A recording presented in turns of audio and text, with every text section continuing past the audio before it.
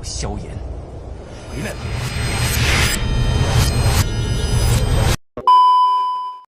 ！Halo semuanya, dimanapun kalian berada, apa kabarnya? Bertemu lagi bersama saya yang suka lupa gosok gigi setelah mandi. Gimana hari ini? Sudah berhasil berhenti merokok kah? Di video kali ini saya mau ngebahas alur cerita Donghua yang wajib kalian tonton. Tanpa berlama-lama dan basa-basi lagi, inilah Purple River.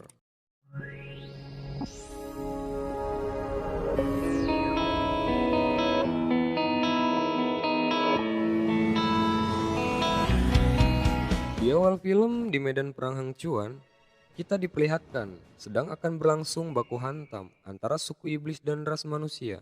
Di situ sudah ada petinggi dari pihak lawan, sebut saja Jenderal Gesa, yang mana dalam adegan tersebut sang jenderal sedang mencengkiwing. Maksud saya seperti dicekik gitu sambil diangkat. Biar mudah saya mengucapkannya. 你跑个屁！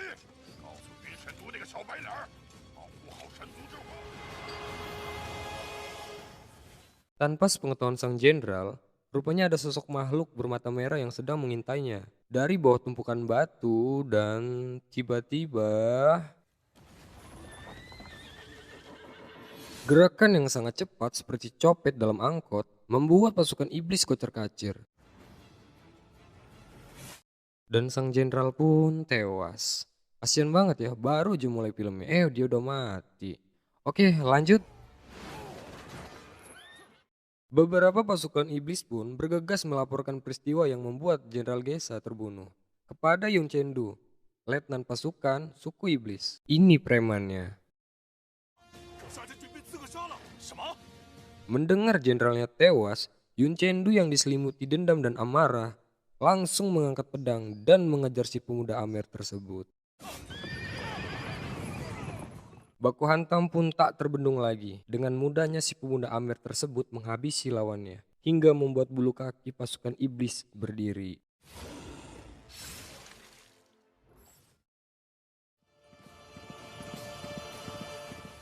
Jauh di sisi timur markas tebing Hengcuan, seorang wakil letnan jenderal yang bernama Ming Yu sedang asik bercengkrama sambil main gaple. Lah, kok kayak gini? Siapa yang nulis nih? Tak lama berselang, wakil letnan pasukan timur yang bernama Lozi melaporkan kejadian epik kepada atasannya yang bernama Bai Chuan, tidak pakai ki. 族第一勇士，手下的部队可是精锐中的精锐。那也不能退。如果我们现在撤退， Tak lama kemudian, Bai Chuan pun pergi mencari letnan pasukan mereka untuk melaporkan kejadian epik yang tadi. Takut isu kematian Jenderal Gesa hanya hoak atau jebakan musuh. 都会被牵连。 Setelah sampai di puncak tinggi pasukan timur, Bai Chuan tidak menemukan letnan mereka. Yang ada di situ hanya Kapten Gulei, seorang bawahan yang menyamar menjadi letnan. Tanpa assalamualaikum lagi, Bai Chuan ngambek dan hampir saja mengampleng Kapten Gulei. Dengan tubuh bergetar seperti orang belum ngopi, Kapten Gulei menunjuk ke arah belakang gunung.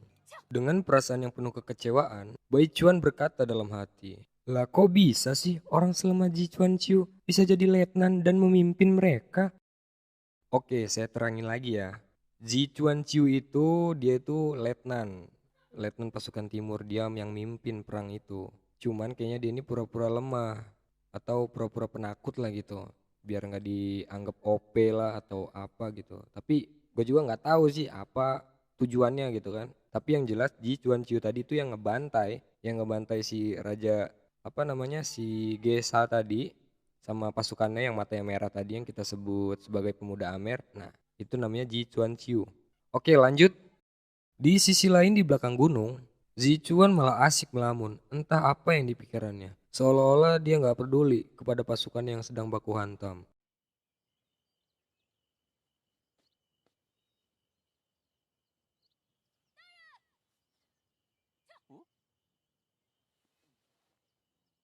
Ji Chuan yang udah PW nih, melanjutin mimpi-mimpinya nih. Tiba-tiba dia kaget dengan teriakan Bai Chuan yang manggil namanya. Sampai-sampai dia jatuh dari pohon kelapa. Dikira pasukannya sudah kalah, Ji Chuan bergegas naik kuda dan akan melarikan diri sendirian. Wah, wah, wah. Sampai-sampai bikin Mbak Baichuan emosi dan pengen nonjok. Mungkin dalam hatinya Mbak Baichuan tuh gini.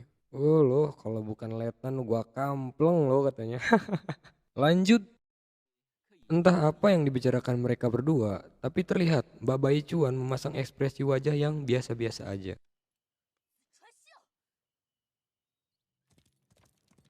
Kembali ke markas tebing, Baichuan menyampaikan pesan kepada Luoji yang diperintah oleh Ji Chuan untuk mengejar pasukan musuh. Luoji yang kegirangan karena dapat perintah dari sang letnan, sambil anjlok-anjlokan seperti anak bayi, dia berkata, perintah diterima.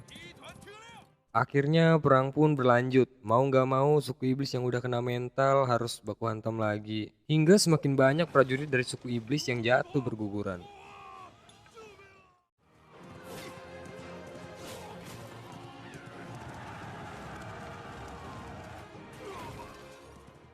Diperlihatkan di suatu adegan, ada kereta kuda yang akan melarikan diri. Berharap akan lolos dari pihak lawan dan rupanya di situ sudah ada Luoji yang akan menghadang kereta tersebut.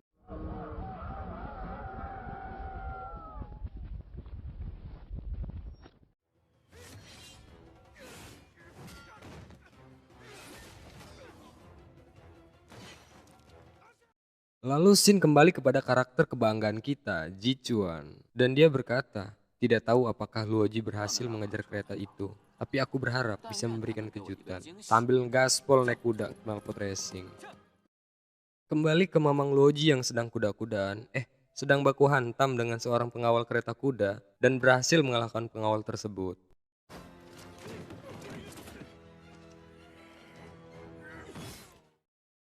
Tanpa permisi lagi efek birahi tinggi, dia membuka tirai kereta tersebut dan ternyata isinya...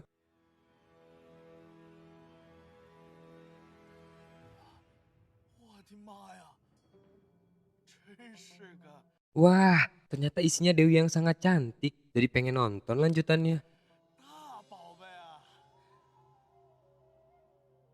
Oke, itulah alur cerita Donghua Purple Ripple. Walaupun alurnya sedikit berantakan, tapi sudah cukup mengobati rasa penasaran kita. Saran saya sih mendingan tonton langsung Donghuanya. Seru, pasti seru dan bikin penasaran. Saya Valdemar undur diri. Wassalamualaikum warahmatullahi wabarakatuh.